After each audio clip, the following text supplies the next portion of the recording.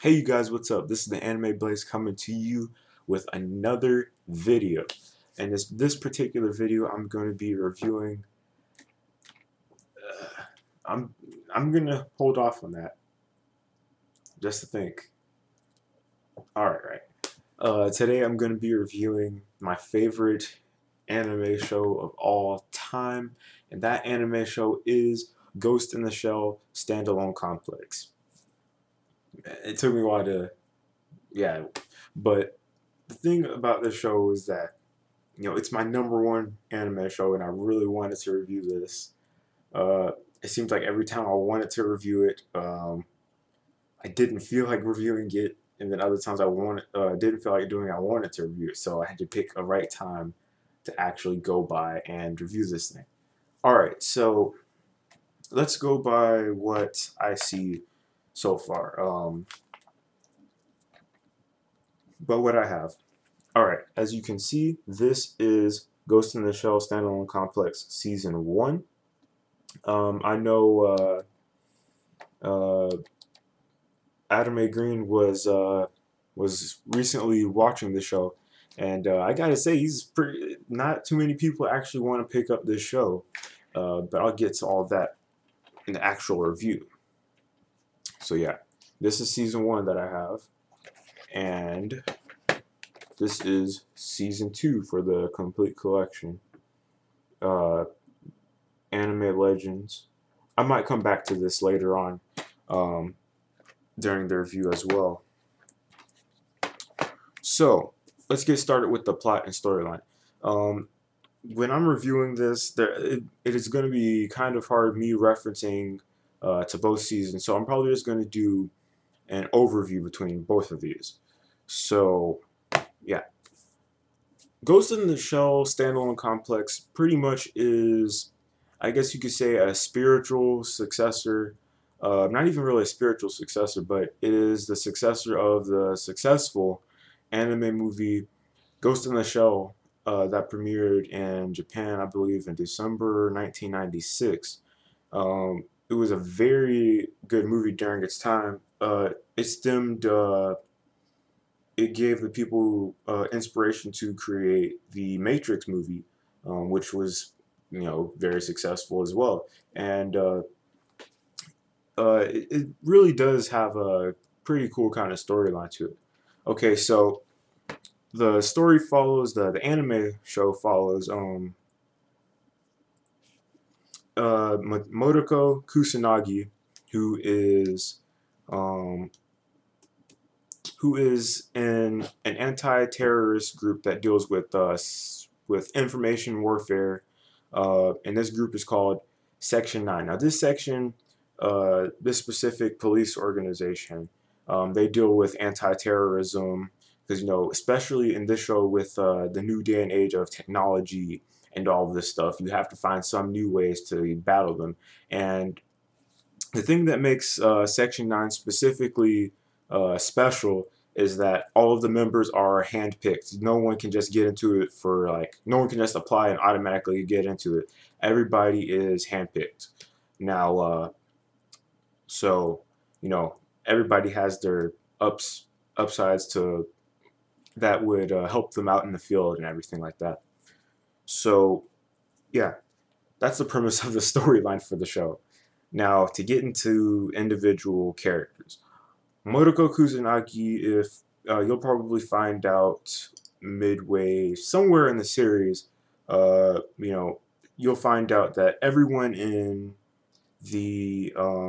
Section 9 is a cyborg. Pretty much everybody except for Togasa, but I'll get to him a little bit later. Motoko is a 100% cyborg except for her, I believe they said her spinal cord and her brain. Those are the only two parts of her that are actually physical. Everything else had to be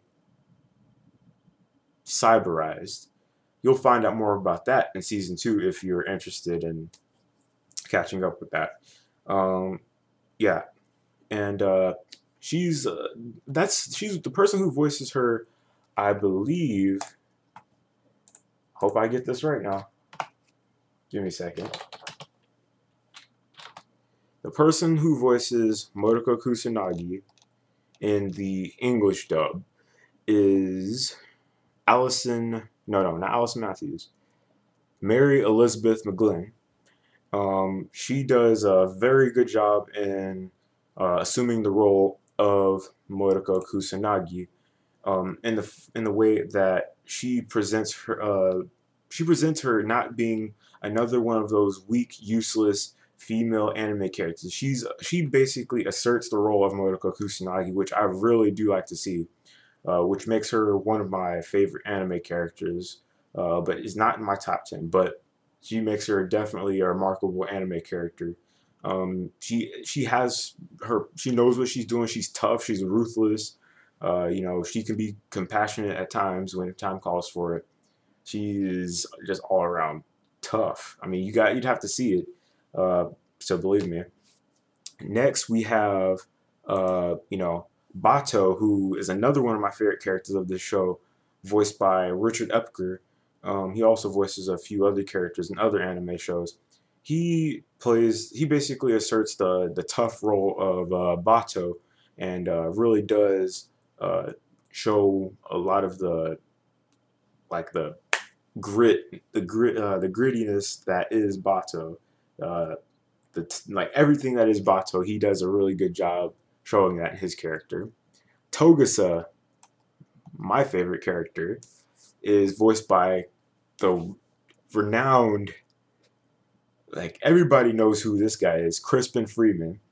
That's why, and the thing that I like about Crispin Freeman, that he plays the role of Togusa, is the fact that he makes Togusa's role 100% believable.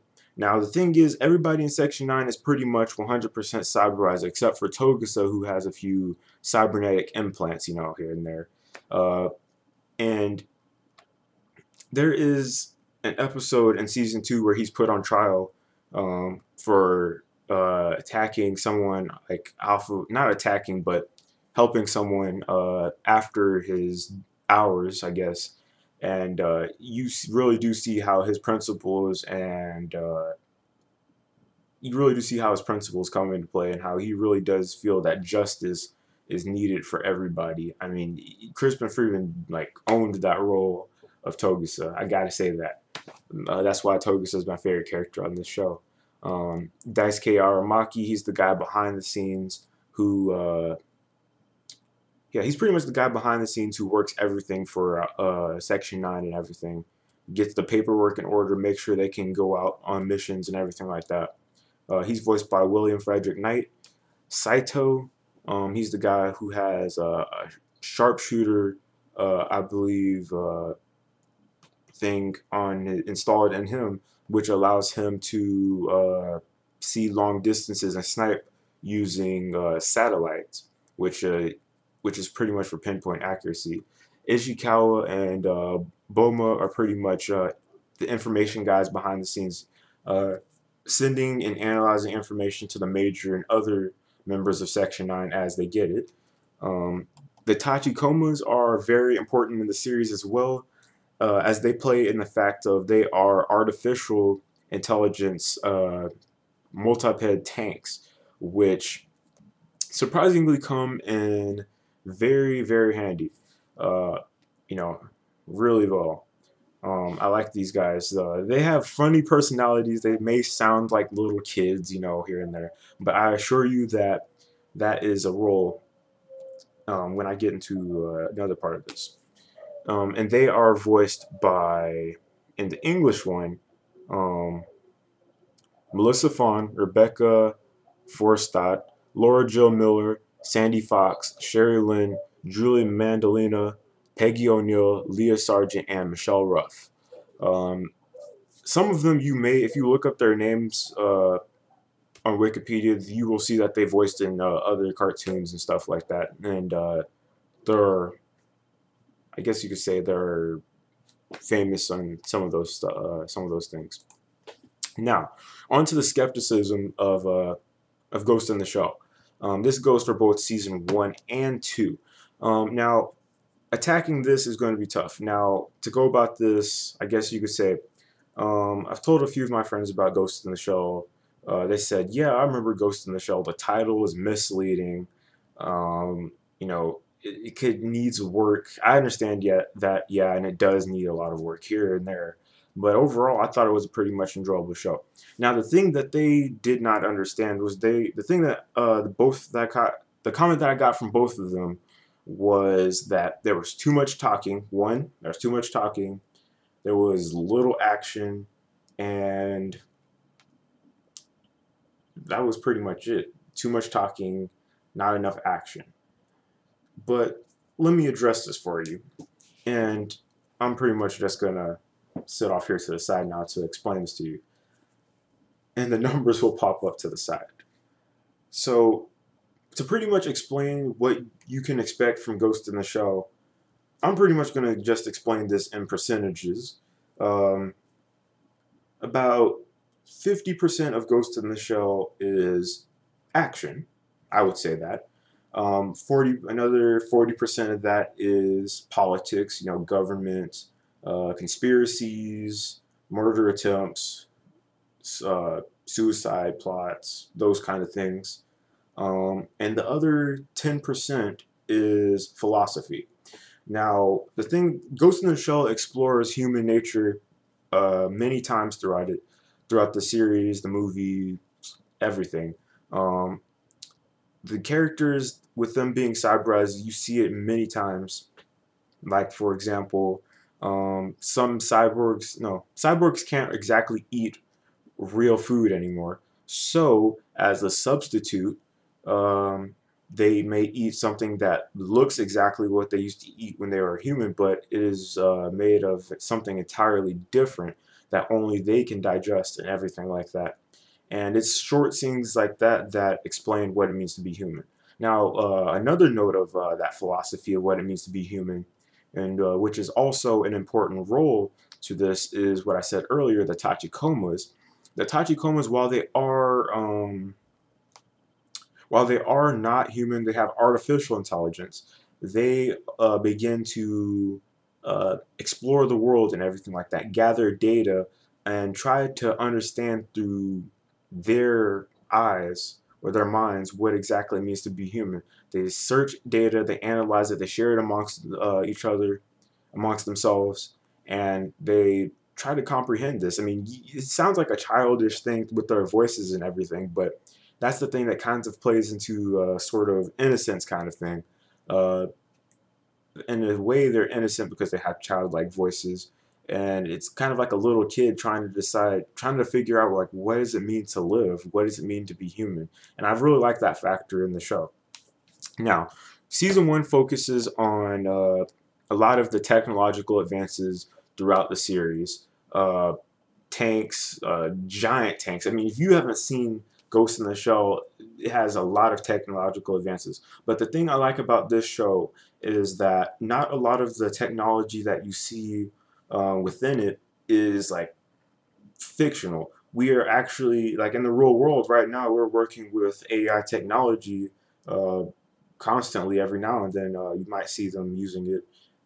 We are also, and a lot of the things like some of the weapons in the show are based off of current weapons and stuff that we actually have now, saying who's to say that in 10, 20 years time the world won't be cyberized and people won't be able to access the internet whenever they want, be able to get prosthetics, you know, injured arm just to place it just like that. You know, who they're saying who's to say that we won't have all that stuff, and I really like that. It's not so far-fetched as in the technology that they have. It's actually all based off of current things that we actually have, um, and I really find that to be amazing.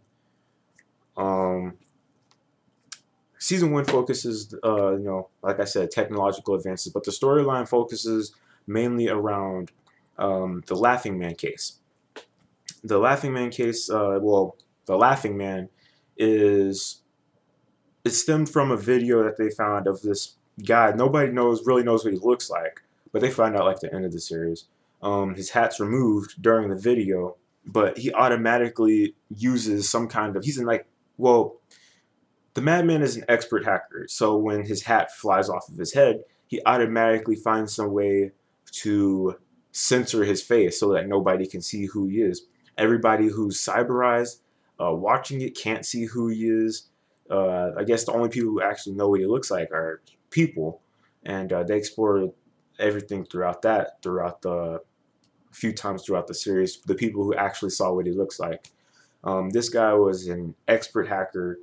Um, he led to many company downfalls. He was exploiting them. He wanted things. I mean, he was a guy who pretty much wanted justice where it was due. And in a way, he is a cyber terrorist and all this stuff.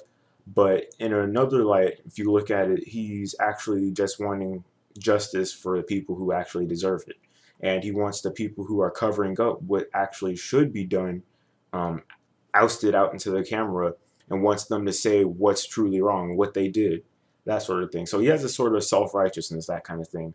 Uh, Season one ends on a very good note. Um, Season two follows, well, this was season one, like I said. Season two follows the case of the Individual 11, which is a terrorist organization in a sense, but but they're sort of, I mean, okay, like I said before, the Ghost in the Shell world is based off of technology and everything, right? Well, a lot of the countries, relations, and everything like that in the show are also based off of relations that we see in the real world. If you look back, I believe it was around World War II, somewhere around that era, or you can just do research for yourself and find out. There was a lot of close relations between Japan and Russia. Uh, Different wars, different conflicts over different regions and stuff like that. And a lot of that comes into play in season two. Uh, Refugees come to move there and look for jobs and everything like that. And and the Individual 11 pretty much want the government to change the way things are and want them to make way for um, the refugees and let them live and work there in Japan and everything like that. And stuff gets crazy. I'm gonna say that now. Togasa gets a little bit better. He's still learning. The Major meets an old friend. I'll just leave it at that. The Major meets somebody from years ago, I believe, and there's this charismatic leader who the charismatic terrorist leader.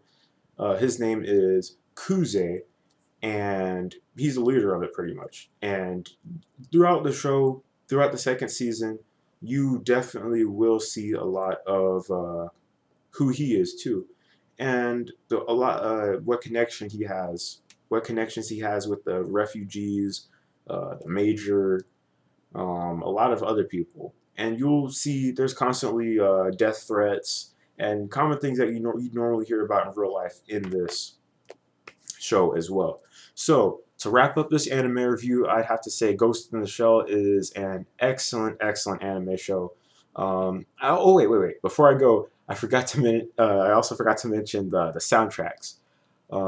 Ghost in the Shell OST one, OST two, OST three. Um, I believe there is a fourth one, but I wouldn't recommend getting that. Any other ones past the third one, um, get the ones for the movies as well. Those ones are also very good. Uh, don't go past the third one. I'll just say that now. Um, yeah, the music was very brilliant by a very brilliant composer, Yoko Kanno. If you guys do not know who she is, I have her name up on my channel along with my second favorite anime music composer. So you can go and check them out as well. Yuki Kajiura, I believe. Um, yeah, the theme songs were brilliant. The I believe Yoko Kanno said that she wanted to find someone who could uh, make who would have a strong impact in a theme song. But she said it couldn't be in English and it couldn't be in Japanese. So she found something totally different. Origa. Oruga is this really good singer who is from Russia. She's very good, hands down, very good. They are both of them work very well together, as you can see through their music and behind the scenes. And so, music for me gets a 10 out of 10, hands down. Animation, I'll probably give that either an 8 or 9 out of 10 because it is, while it is very brightly colored in some situations, there is a bit of a choppiness, I guess, in some cases.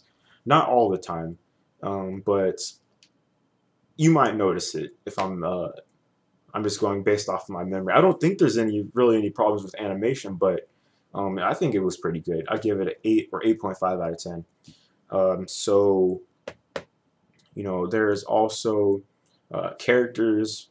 I give those a 10 out of 10. I mean, pretty much, I'm just gonna rate this show A plus.